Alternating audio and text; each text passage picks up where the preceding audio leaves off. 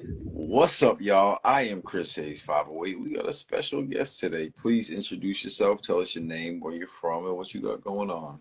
Yo, what's up? This is Tavon out here in the Quad Cities, Illinois, middle of nowhere, Midwest artist.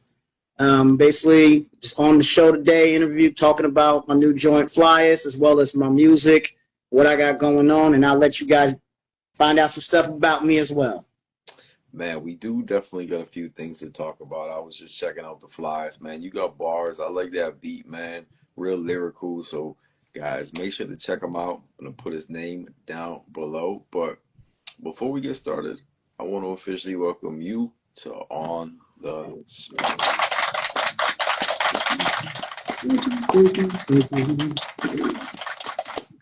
Absolutely, man. We got to welcome you in the right way. And, the first thing that I always like to start off with is your artist name. So tell the people again, what is your artist name? Who gave it to you? Why did you choose it? Tell us a story about your name, man.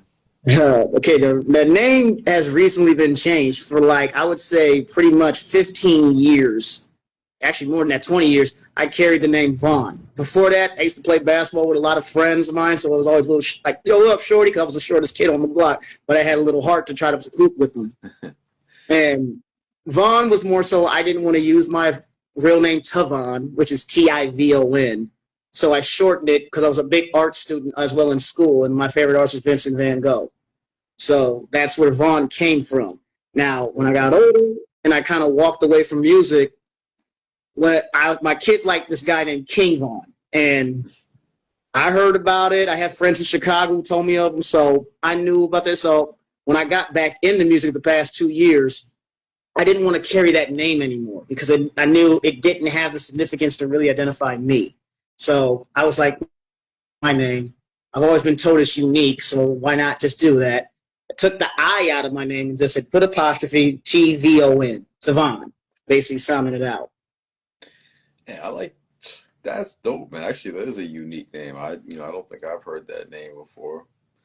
It's a vibe, man. Tavon, you could have went either which way, Ti or put the apostrophe. Either way, it's unique, man. And I like them all, man. I was going on your page, I'm like, I don't know what to call this guy, man. But now we know what it is, man. Tavon. I like that, bro. I want to find out a little bit about your journey, though, like in music, because you kind of, broke it down a little bit. Like, you've been, going by that name for a while, and so like, how recent is this whole Tavon project? Like, is this something like, 'cause, you were going by this for a while. Did you just start this Tavon project? When did this start, man? And like, what's Tavon, what's your motivation, or what's your end goal for this new project? well, my end goal, honestly, is just to make noise. I mean, to me, the double-edged swords of I think a lot of folks doing music is they want fame. I personally don't care. I love doing music. I love the creating. I would like to make an income from it, but behind that, I still love doing music. Mm. It's always been a passion thing I love. Ever since my dad had a cassette tape when I was 9, and he put my oldest two brothers out of my 6 brothers is on there. 2 of them are just rapping. I mean, I'm hearing flows, and I'm like, oh my god! And I never knew I could do it, so I didn't even touch it. My cousin, like 6 years later, comes up to me. He's like, TJ, you want to rhyme? And I'm like, okay. And from there, being able to last with him for like 2 minutes, just going back and forth, I was like, maybe I can do this. And I mean, from a kid, I learned the art of poetry, so transitioning into rap was like, okay, it's getting rhymes together. Now, songwriting took years. I'll give you that. That took me years before I was able to get consistent songwriting for music because I moved to Atlanta with my brother, who one of the older ones I heard rapping. And down there, I got a sense of how the sound was and how, okay, I see how music works. Because I was down there when Soulja Boy popped. Oh When yeah. Soulja Boy, so I was hearing Crank That before it even for the dude down there that signed him was like basically signed him now. So I'm hearing it in everybody's car, and I'm like, what the hell is this? Really? And folks were banging it, and it showed me, okay, how independent hustle worked to how radio really looked at it. So when I moved back up here to Quad Cities, I started going by Vaughn, and I was putting projects out during the mixtape era and nothing really was working, but I didn't even know how to actually market myself, let alone even push music. So fast forward, get married. I walked away from music by the time I was 28, taking care of family, and I still was writing songs. So I'm at work. This is actually my job where I'm at right now. And I started, one of my guys was like, yo, why don't you record? And I'm like, I need a studio. He's like, hey, man, I don't know about you, but you need to figure something out because I'm hearing some of these songs you write, and it's hard. It's hard. And I'm like, okay.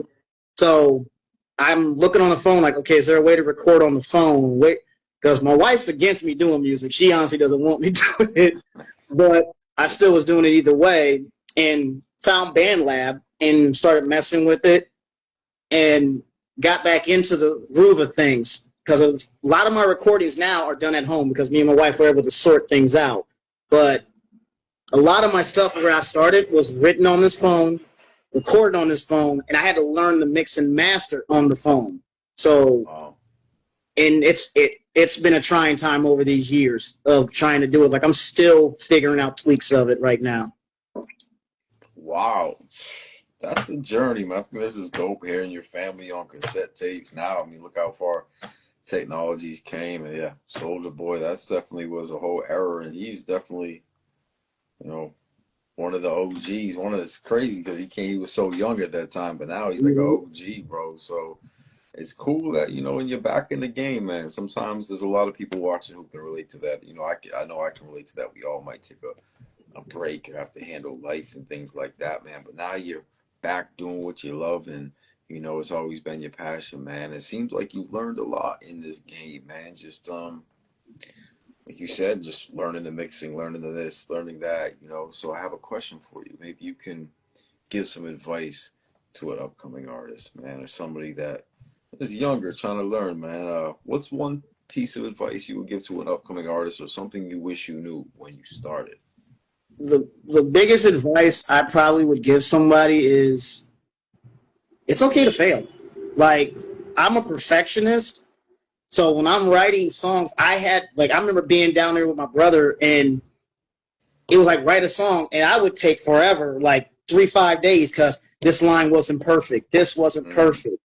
Or when I'm recording, when I first started recording, I would be too attached to a song that if it wasn't right, I wouldn't even put it out. And I had to learn to get comfortable. That's why I use TikTok lives a lot of times, throwing the song out there. Let me see what people say, because I mean, I've gotten destroyed on some TikToks. And then other times I got folks like, yo, man, you got a good sound. And getting comfortable being like, okay, nobody likes it.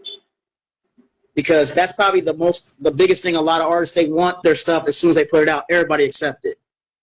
Not everybody's going to. And you got to find, and in a way, you're finding your audience who actually likes your music.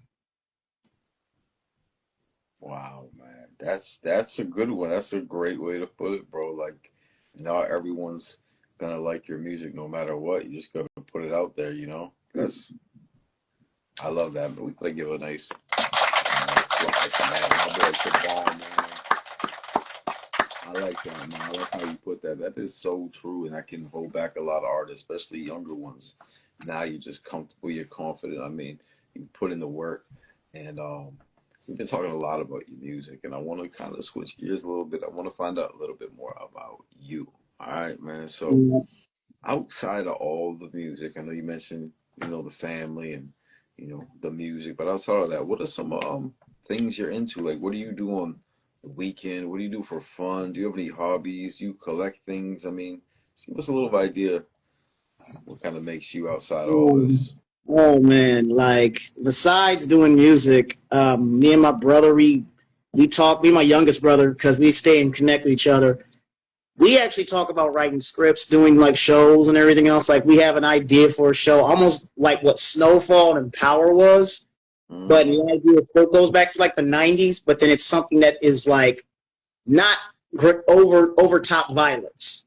Like we've done stuff like that. And like I have a nephew that lives out in Hollywood out there, and I mean his dad and me don't see eye to eye. He thinks he's like, well, what are you trying to get in touch with for? I'm like, just to have somebody look at this, not anything else. Yeah. But damn anything besides that. I play hoops. I hoop with my stepsons. I got at least one that lives with me that loves the ball. So when summer Right. comes along, him and his friends, they're always telling him, yo, can your stepdad come on? I'm like, how you got the younger kids wanting me to hoop and I'm the old man of the clique?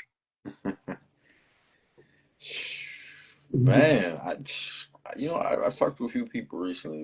I just interviewed someone who did a book. You know, a lot of people I talk to have ideas for movies and stuff. And I think that's why I asked, man, because I know music is such a creative form, but you know, you and us, we're creative in all types of different ways. You know, the podcast isn't the only thing I do, man. Just like music's, but music's important to you, man. You've obviously putting your heart into it. It's your big passion of yours, and thank you for sharing that, man. And now I want to get back to the music. I want to talk more about your songs. Okay. But before we do that, I want to find out a little bit more about your influences. So, like, who are your top three favorite artists of all time? Top three favorite. See, I have to go back to when I was probably about 14 to 15 when I started rapping because younger, I listened to all types and I didn't really play an influence. As I got older, I started digging. So, like, Nas automatically is number one Mm, because my brother played the Illmatic. Actually, he played It Was Written. I went back for Illmatic. And my favorite song on there is It Ain't Hard to Tell. Basically, it's the last track, like second to last track on the album. And it blew my mind with the concepts, the flows, and him being a poet. Number two on that list would have to be, I hate to be the mm. youth, Pac, because me and my father, when we drove all the time, hearing Pac, it was hearing that conviction. And that was something I always felt had to be in my music because you didn't just hear Pac, you felt everything he was telling you, whether it was a story or it was his own life. Number three, out of a lot of people, I'm gonna go with this one personally, Scarface. And like Scarface to me, lyrical, but it was almost like you didn't really hear the lyrics. You had to hear this how he formed everything and created and connected the dots. And it was unorthodox to me. So it was like, wow, damn, it feels good to be a gangster, to smile, to so many different songs that man had where I was just like, wow, how can I wanted that man's voice for one. I couldn't get that voice. I wanted that deep ass voice. But it was just those were like my big three right there. Yo, Pac is definitely been coming up a lot, man. That's hard to argue. All of them are, but Scarface is one of those ones you don't hear as much. But he's definitely one of those lyricists, MCs, like real like he's in those talk. The people who know. You know what I'm saying? And Exactly. it's great that you mentioned that because I know East Coast and lyrics and lyricism is a big deal with you, man. And you've obviously studied it, you respect it. Nas, you mentioned the greats, man. And now you got your own twist on things, man. You're putting your music out again. You're back again, man. You got this new track out. So tell the people again, what is the name of your new track? Where can they find it? And what do they This need? one is called The Flyest. I originally put this out on SoundCloud about, I think, a week ago. And I had it for free download on SoundCloud, and I've actually recently took it off. Then I set up on a site called Get Music FM, connected it to my BandLab. And with that, I went ahead and did a hundred free downloads for that and my first song I put on Bandcamp as well, Audiopium. Both of them are actually available through Get Music FM. You can just basically get those songs right off the bat free Wow. and get them like that. Otherwise, go into Bandcamp, $1.50.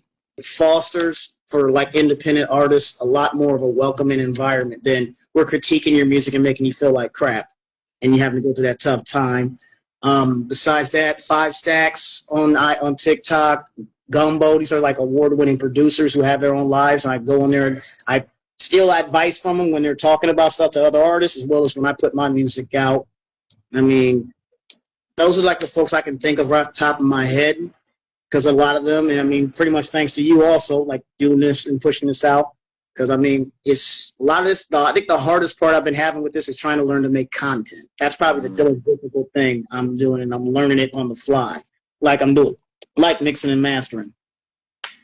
Absolutely, man. Well, I feel like you did excellent today, man. This is going to be great for the people to watch, man. And I want to just thank everyone for watching, actually, man. I want to thank you for being part of the Appreciate show, it. sharing your story, letting us know what you got going